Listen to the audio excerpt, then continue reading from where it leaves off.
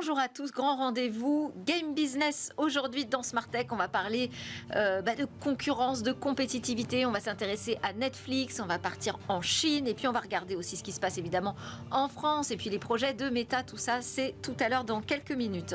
On aura aussi un focus sur l'actualité des cryptos avec ce halving du Bitcoin. On va tout vous expliquer à ce sujet. Mais d'abord, je vous propose qu'on s'intéresse à la fracture numérique. La fracture numérique, évidemment, c'est l'affaire de tous et c'est surtout 3 questions à dans Smart Tech tout de suite. Allez, on va s'attaquer aux idées reçues et puis on va faire un appel à la mobilisation des entreprises. On va parler de la fracture numérique avec Arthur Pinault. Bonjour Arthur. Bonjour Delphine. Vous avez lancé la start-up SOS Tech en 2020 en parallèle de vos études. SOS Tech a pour ambition de former, d'assister les Français touchés par la fracture numérique. On parle de 13 millions de Français concernés, mais qui sont-ils en fait ? Exactement, on parle de 13 millions de Français aujourd'hui et depuis même quelques années. Pas uniquement des seniors, même si on peut le penser. Aujourd'hui, différents publics sont touchés par la fracture numérique, que ce soit des actifs, des personnes en recherche d'emploi. Il y a des sujets autour des parents, sur les questions de parentalité. Et même au niveau des jeunes, dès l'environnement scolaire, c'est important de pouvoir accompagner les jeunes dans leur découverte aussi des outils numériques. Donc on a des idées reçues vraiment sur cette fracture numérique. Il vous semble qu'on ne voit pas la réalité en face sur le sujet ? Oui, on en a plusieurs. En tout cas, il y a un travail de vulgarisation un petit peu de cet enjeu. Tout le monde comprend assez vite ce qu'on veut dire par fracture numérique, mais on a justement des a priori. On pense par exemple que ça concerne uniquement les personnes âgées.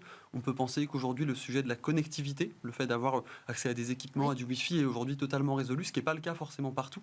Et donc ces idées reçues, elles peuvent pousser un petit peu à l'inaction. En tout cas, à pas forcément prendre la mesure de la fracture numérique. Alors, il y a quand même les collectivités, les associations qui sont déjà mobilisées sur ces sujets. Nous, on en parle aussi régulièrement dans Smart Tech, mais pour vous, ça ne va pas assez loin ? Alors, les collectivités, les associations font un très gros travail, effectivement, mais ce qu'on voit, c'est que depuis 2018, on n'arrive pas à résorber cette fracture. Ce chiffre de 13 millions de Français, il n'évolue pas, il reste stable, parce que le numérique, c'est un actif circulant. C'est-à-dire qu'on ne peut pas apprendre à maîtriser le numérique comme on apprend à lire, comme on apprend à faire du vélo. C'est pas une fois pour toutes, c'est ça ? Exactement. On ne peut pas former tout le monde une seule fois. L'enjeu, c'est de réussir à créer un écosystème pour pouvoir accompagner à chaque étape de sa vie une personne dans la maîtrise des outils numériques. Et pour faire ça, les collectivités et les associations ne peuvent pas tout faire.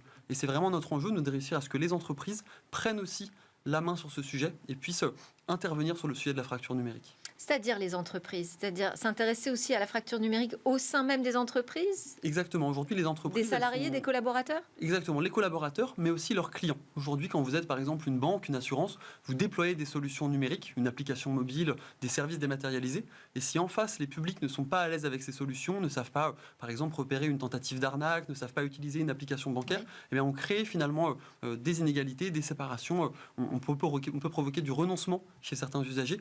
Et c'est pour ça que les entreprises doivent pouvoir s'investir sur ce sujet-là qui les concerne directement. Vous travaillez avec des fonds publics aujourd'hui ?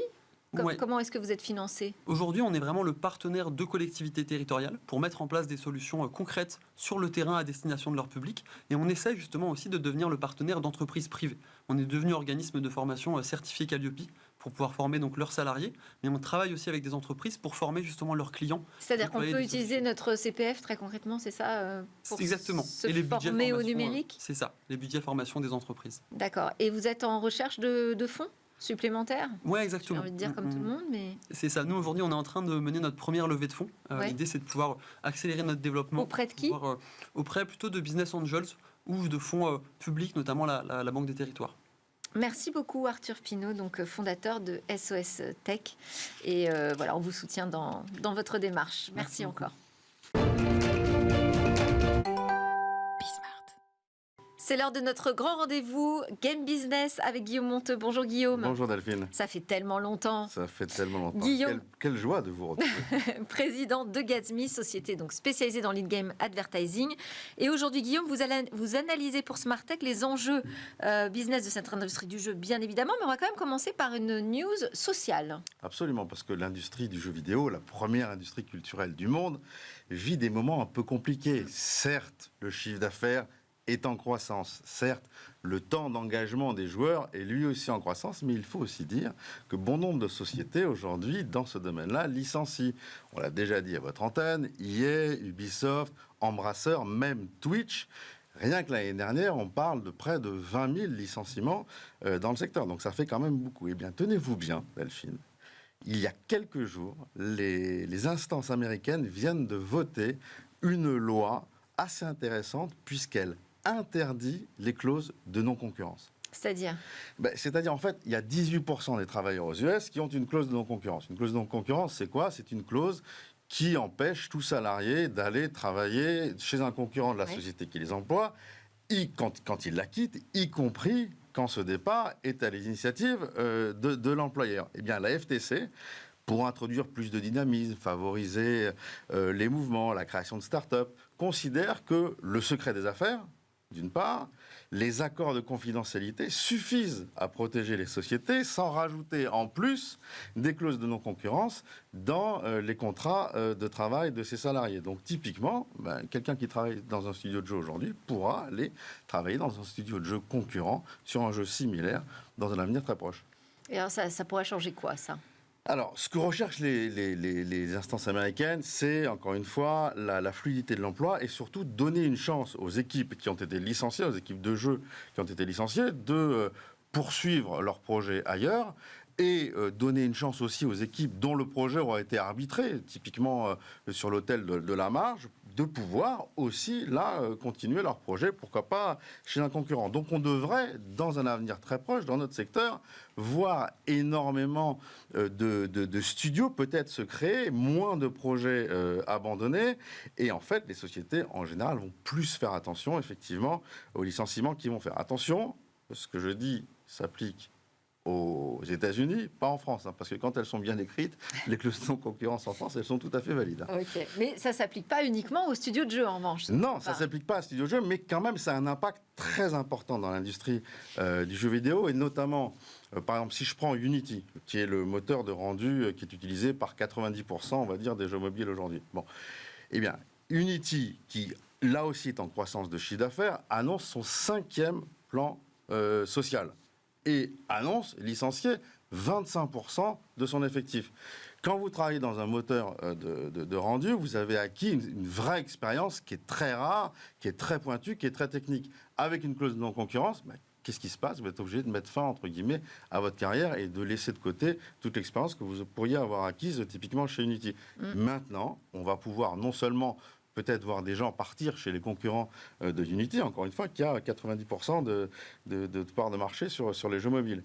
Et pourquoi pas, parce qu'il y a 25%, ça fait quand même du monde, peut-être des startups se créer pour peut-être faire concurrence en fait à Unity. Licencier a toujours été une grande responsabilité pour les sociétés, ça on le sait bien. Mais maintenant que les clauses de non-concurrence ne vont plus s'appliquer aux US, peut-être qu'il va y avoir un peu plus de compétitivité directe et un peu plus de pouvoir au sein des salariés, ce qui est une bonne chose. Allez, on passe à Netflix, donc, qui a annoncé ses résultats récemment. 270 millions d'abonnés, donc c'est une nette croissance. Incroyable, c'est formidable, incroyable pour Netflix, qui est évidemment dû à la qualité du catalogue, qui est aussi dû à leur politique d'anti-piraterie. On ne peut plus maintenant se partager, comment dirais-je, le compte Netflix, il faut l'acheter pour... Oui. Voilà. Mais ce qui est intéressant, 270 millions de personnes, c'est de le comparer à notre industrie du jeu. Et en fait, en termes d'abonnement, si on fait un petit décompte, c'est quoi? PlayStation, Sony, le PSN, 123 millions d'abonnés. Xbox Game Pass, 50 millions d'abonnés. Nintendo eShop, 40 millions d'abonnés. Donc on est quand même dans des zones, si vous voulez, qui sont d'entertainment, où on voit très bien que les masses s'agrègent autour des géants, et c'est ça qui est très intéressant. Et d'ailleurs, ces masses sont assez comparables dans le divertissement, la publicité, Netflix, les jeux vidéo, Netflix, on est quand même dans des très grosses masses. Ce qui est intéressant de noter aussi, c'est que dans l'industrie du jeu vidéo, les potentialités de monétisation sont incroyables. Parce que Netflix, qu'est-ce qu'ils font? Ils vont encaisser leur abonnement. Ils multiplient par 270 millions. C'est pas mal déjà. Oui. C'est déjà pas mal. Mais qu'est-ce que vous faites avec un abonnement PlayStation? Rien du tout. Avec un abonnement PlayStation, vous payez aussi les 10 € par mois, mais vous devez acheter en plus une console, Sony, et des jeux. On est quand même dans un rapport à la rentabilité qui n'a rien à voir, et le jeu vidéo a vraiment de très beaux jours devant eux. Bon, alors Ça, en c'est parlant sûr. de cette dynamique, on a justement des chiffres qui ont été publiés par Oui. le CEL. Absolument, le CEL dont on a reçu le président il n'y a, pas Grâce si à long- vous, il y a ouais. pas- il y a pas si longtemps que ça. Le CEL, c'est le syndicat des éditeurs de logiciels de loisirs, et ils viennent de sortir, comme tous les ans d'ailleurs, leur étude sur le marché du jeu vidéo, typiquement, mais en France. Bon. Ouais. Donc on va faire un petit zoom sur les chiffres français. On avait dit en 2020, en 2021, parce que les chiffres de l'industrie en France étaient exceptionnels, et oui, mais tout le monde est chez soi pendant le Covid, donc on a des résultats exceptionnels dans le monde du jeu vidéo. Attention, attention, en 2022, ça va fortement chuter. Bon, les observateurs en 2022 ont dit « Ah, attendez, le chiffre d'affaires global des jeux vidéo en France, mais en fait, il est étal à celui de 2021. Donc, on est sur un plateau maintenant. » Et en fait, Et attention, 2023. Et attention, 2023. Mais en fait, ce qui est un peu grave quand même, c'est que les prises de décision de licenciement se font aussi Eh oui. à l'aune de ces observations-là. Et en fait, pas du tout. Le rapport du CEL, là, qui est sorti il y a quelques jours, nous apprend qu'en 2022-2023, il y a une augmentation de 10% du chiffre d'affaires, presque 10% du chiffre d'affaires, ce qui est littéralement énorme. Plus de 10%, c'est pas à vous que je vais l'apprendre, c'est plus que l'inflation. Donc on est dans une vraie progression, si vous voulez, de ce secteur-là, y compris en France. Donc dans le monde, on le savait, mais y compris en France. Alors, il y a une vraie croissance de chiffre d'affaires, mais les observateurs ont quand même raison en disant que cette croissance, elle est quand même fragile parce que les marges s'amenuisent. Et pourquoi les marges s'amenuisent ? Parce que les attentes des joueurs sont telles, à la fois sur le hardware et à la fois sur les jeux, que bien évidemment, quand on fait un nouveau hardware, comme c'est le cas en ce moment, quand on fait de nouveaux jeux, c'est tout de suite des investissements qui sont colossaux. Et alors, plus précisément, quelle est votre analyse donc ? Alors, l'analyse, moi je lis et j'analyse effectivement les chiffres qui sont rapportés par le CEL. Et le premier chiffre qu'il rapporte, c'est effectivement la croissance par support. Donc, on remarque d'abord que celui qui croît le plus, c'est le monde de la console. Bon, 24% de croissance, 2022-2023, sur le marché, si vous voulez, console. Bon, ça c'est un.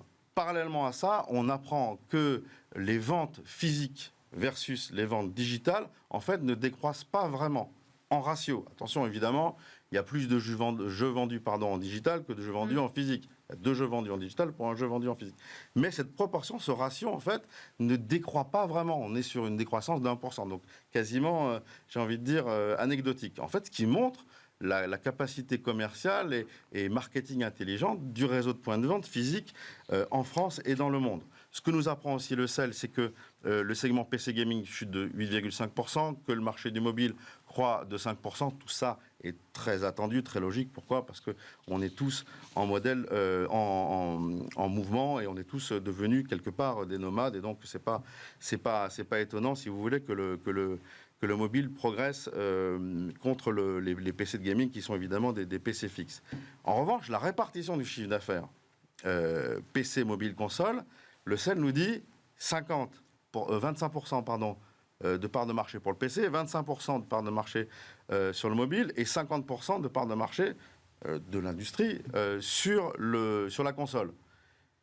Ce qui est vrai, mais ce qui est trompeur. C'est-à-dire ? Alors, ça veut dire quoi ? Ça veut dire qu'en fait, ce que compte le CEL, ce sont les ventes pures. Or, 95% des jeux qui sont joués sur le mobile sont monétisés par la publicité qui ne sont pas intégrés dans cette étude. Donc, oui, on est à une domination de la console en vente pure. En revanche, la monétisation se fait principalement sur les jeux vidéo mobiles, puisqu'ils représentent 70% de la monétisation globale. Justement, que nous dit cette étude là sur les ventes de jeux ? Alors, les ventes de jeux, c'est sans surprise. Hein. On a le top 5 des jeux vendus en France. On va retrouver FIFA, enfin, ce qui s'appelle maintenant EA Sport FC 2024, puisqu'ils n'ont pas souhaité poursuivre leur collaboration avec la FIFA. On va retrouver Zelda, on va retrouver Mario, on va retrouver Call of Duty, qui a été objet de discussions entre Sony et Microsoft. Vous vous rappelez quand Microsoft Saga a acheté Activision, évidemment. Mais ce qui est intéressant, c'est que le CEL nous apprend quand même que Zelda a fait gagner 60 millions d'euros en France, uniquement en France, à Nintendo. Que EA a gagné 100 millions d'euros en 2023 avec leur jeu EA FC 2024. C'est juste incroyable. Plus d'1 million de copies vendues pour chacun de ces jeux. En France, la population entre 15 et 64 ans, c'est 30 millions de personnes. il y a à peu près le même nombre de foyers, si vous voulez, en France. Ça veut dire que dans un foyer sur 15, on joue à FIFA. Rien qu'à FIFA, hein. Vous imaginez le footprint, si vous voulez, du jeu vidéo dans nos vies. Alors, justement, sur le type de jeu joué en 2023, c'est quoi? C'est du sport? Non. Alors voilà, là aussi. On parle de FIFA. On parle de FIFA, mais oui, FIFA n'est pas le plus gros jeu joué dans nos salons. Et c'est ce que le CEL nous rappelle. Les plus gros jeux joués, ce sont des jeux d'action, ce sont des jeux d'aventure. C'est Spider-Man, c'est Spider-Man, excusez-moi. C'est Harry Potter, c'est les jeux Star Wars, c'est la saga GTA. Et encore, cette diapo ne montre que les jeux qui sont vendus, donc achetés. Eh oui. Là, il n'y a pas les jeux mobiles sur lesquels bon nombre de personnes jouent. Et qui joue? Tout le monde. 7 Français sur 10 jouent. 85% des joueurs ont plus de 18 ans. Tout le monde joue. Les hommes, les femmes. Et grosso modo, d'ailleurs, le CEL nous apprend que la répartition hommes-femmes, c'est 50-50. Le CEL nous apprend aussi que l'âge moyen d'un joueur en France, c'est entre 38 et 40 ans. 38 pour les joueurs occasionnels, 40 ans pour les joueurs, j'ai envie de dire, tout l'ensemble des joueurs. Et regardez la prochaine diapositive, parce qu'elle concerne la répartition des joueurs par tranche d'âge. Si on sait à peu près, c'est la diapositive juste d'après. Ah oui, j'ai mis mes lunettes exprès pour... Voilà, c'est celle-là. Si on pouvait anticiper que entre 15 et 17 ans, 90% des gens jouaient, des enfants jouaient, il y a 61% des 50-64 ans qui jouent. Oui. 61%.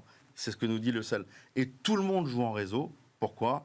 Parce que c'est sympa, on y rencontre des gens, on a des vraies interactions. Et d'ailleurs, l'IA dont vous venez de parler tout à l'heure a du mouron à se faire dans le jeu vidéo. Pourquoi ? Parce que 80% des joueurs, typiquement, préfèrent jouer à FIFA contre une autre personne plutôt contre l'ordinateur. Oui. Bon, après, l'IA peut être utilisée d'une autre façon dans le jeu. On en a parlé aussi. C'est vrai. Vous êtes intéressé également à la classification de l'âge. Oui, parce que le jeu vidéo... Là aussi, c'est une idée que casse le CEL, fait très attention, si vous voulez, à son inventaire. Et typiquement, de la même manière qu'on a une classification des films, eh ben, on a une classification des jeux vidéo. C'est la classification... Interdit au moins de 12 ou moins de 18. Moins 12, 7, 18, etc. Et seulement 15% des jeux sont interdits aux moins de 18 ans. Ah, donc ça fait quand même pas beaucoup. Alors ce sont des gros jeux. Hein. Typiquement, GTA, c'est interdit aux moins de 18 ans. Red Dead Redemption, les gros blockbusters, Call of Duty, c'est interdit aux moins de 18 ans. Mais si on rapporte, si vous voulez, le temps passé sur ce type de jeu au temps passé au global, en fait, c'est pas si grand que ça, parce que Fortnite, c'est 12 ans, Rocket League, c'est 12 ans, Fall Guys, c'est pareil, World of Warcraft, c'est PEGI 12. Donc on est, si vous voulez, quand même sur un environnement qui est relativement safe, relativement, j'ai envie de dire, prévenant, ce qui rassure les parents, mais ce qui rassure aussi les marques, Delphine. Absolument. Alors, on va faire un petit détour par la Chine, où tout le monde joue aussi, évidemment, mais enfin, pas forcément avec les mêmes choix, ni le même temps de jeu. Ça, c'est sûr. Alors là, la Chine, on est dans une autre dimension. Ouais. D'abord, en Chine, on a les plus gros acteurs du monde du jeu vidéo. Tencent, NetEase.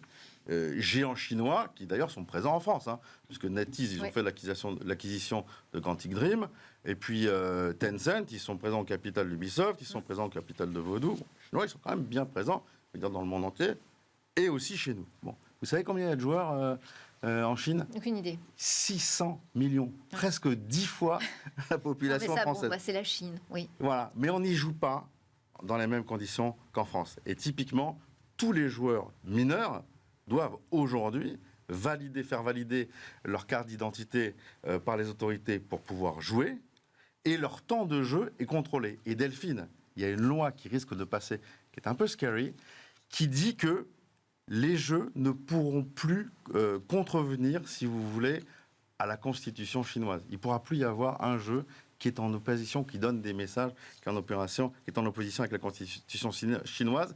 Et si ce projet de loi passe, il dit aussi que les achats et les récompenses seront bloqués, pas seulement pour les mineurs, mais aussi pour les majeurs, dont la carte d'identité n'aura pas été validée par les instances gouvernementales. Donc en fait, au-delà de toute politique économique, ce qu'on s'aperçoit, c'est que sur une population qui est aussi grande, aussi engagée, si vous voulez, dans un média, et ben là, le gouvernement s'en sert pour mieux la contrôler, mieux connaître les habitudes. Et c'est ça aussi qui est scary. Alors, vous vouliez terminer cette chronique en nous parlant de Meta. Oui, parce que Meta vient d'annoncer qu'ils mettaient à la disposition de tous les constructeurs de casques et de lunettes VR leur operating system. Bon, le operating system qui a fait, si vous voulez, le succès et le bonheur de leur MetaQuest. Donc c'est très bien. En fait, Meta est en train de dire, voilà, on n'a pas le monopole des bonnes idées dans les casques VR. Bon, alors on n'avait pas besoin qu'ils nous le disent, puisque Apple venait de nous le rappeler avec leur Apple Vision. Je ne sais pas si vous l'avez essayé, mais c'est juste incroyable. Et donc c'est une bonne chose que Meta mette à disposition son OS. Mais il y a un côté un peu plus sournois, à mon sens, derrière, puisque au travers de la mise à disposition de cet OS, ils mettent aussi à disposition leur Meta Horizon Store, qui est une boutique d'applications VR, un peu comme l'App Store, si vous voulez, est à l'iPhone. Voilà. Et donc, ils veulent imposer quelque part leur boutique. Et quelque part, on se dit que Meta a plus à gagner sur la VR avec une boutique qu'en construisant des casques. Alors, les App Store, c'est 135 milliards de dollars dans le monde. Si on imagine que seulement 5% de ce montant-là est dédié à la VR, ce qui est une proportion tout à fait réaliste, on se dit que peut-être Zuckerberg n'est pas si mauvais que ça en maths et que ça vaut peut-être le coup de faire ça. C'est fort possible. Merci beaucoup, Merci, Guillaume Monteux, président de Gatsby.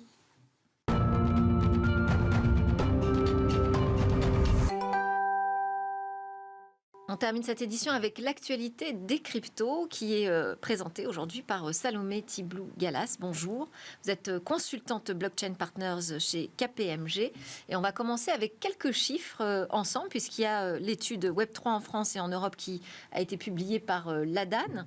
Qu'en est-il aujourd'hui de l'adoption de ces technologies ? Alors tout à fait, donc c'est la 3e année consécutive qu'on est mandaté par l'ADAN, donc qui représente les acteurs Web3 en France et en Europe, pour mener cette étude sur l'adoption des cryptoactifs, qu'on fait également en partenariat avec l'institut de sondage Ipsos. Donc c'est important de le préciser, parce que c'est ça qui nous permet d'avoir une méthodologie vraiment robuste, avec un panel de 2000 répondants en France et 1000 répondants dans les pays européens interrogés.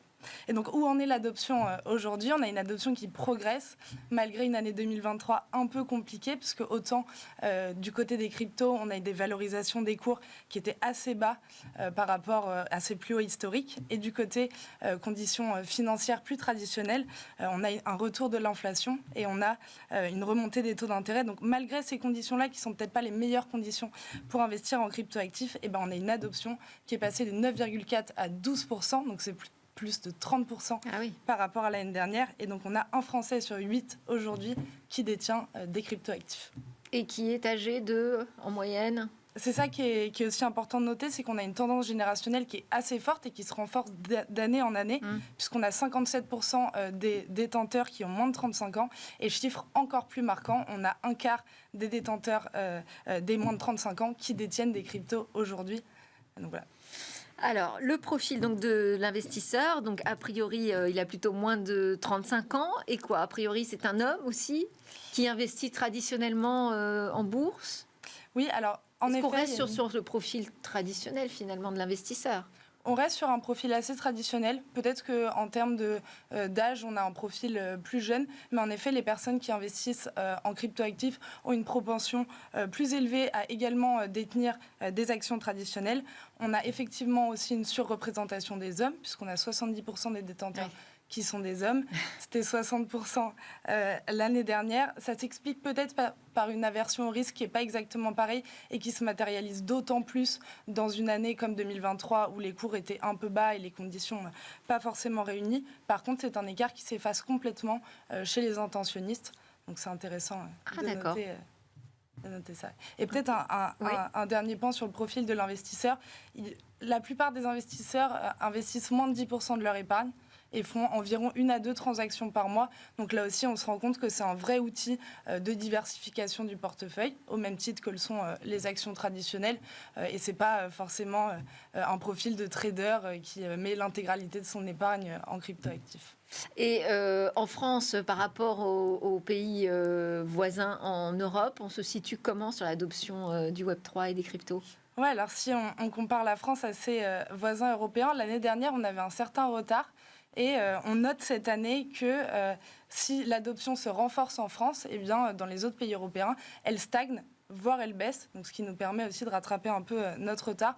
On est toujours à 17% d'adoption aux Pays-Bas, 16% au Royaume-Uni, 12% en Allemagne, donc comme en France, et 11% en Italie. Donc voilà, là encore, malgré les conditions de 2023, si ça a un impact un peu négatif sur l'adoption dans les autres pays européens, eh bien, il y a peut-être une conviction plus forte, une tendance générationnelle plus forte en France, puisque les gens continuent à investir, et on a aussi de nouveaux investisseurs qui arrivent.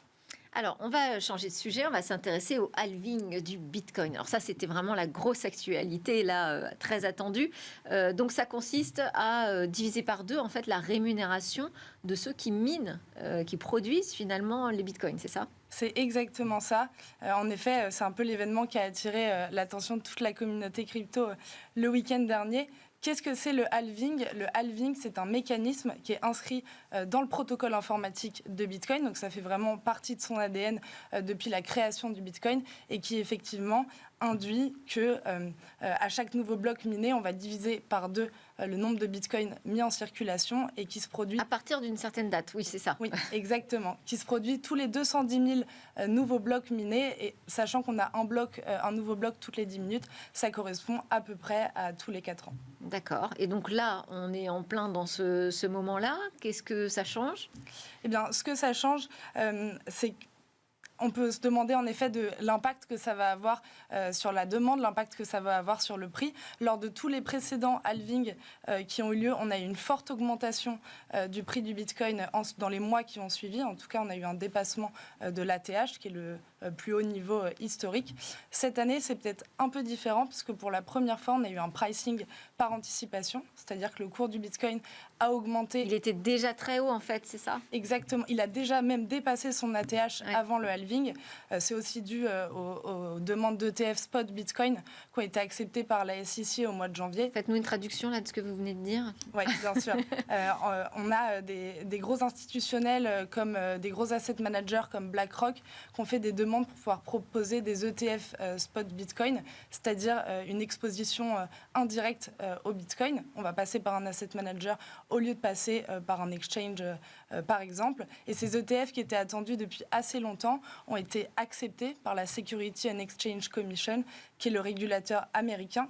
Et le fait d'accepter ces ETF fait que forcément, le BlackRock en question, par exemple, a besoin d'acheter du Bitcoin pour pouvoir proposer ces ETF. Et donc, on va faire porter une demande plus élevée sur le Bitcoin. Donc, nécessairement, avec une demande qui augmente, on a également un prix qui augmente.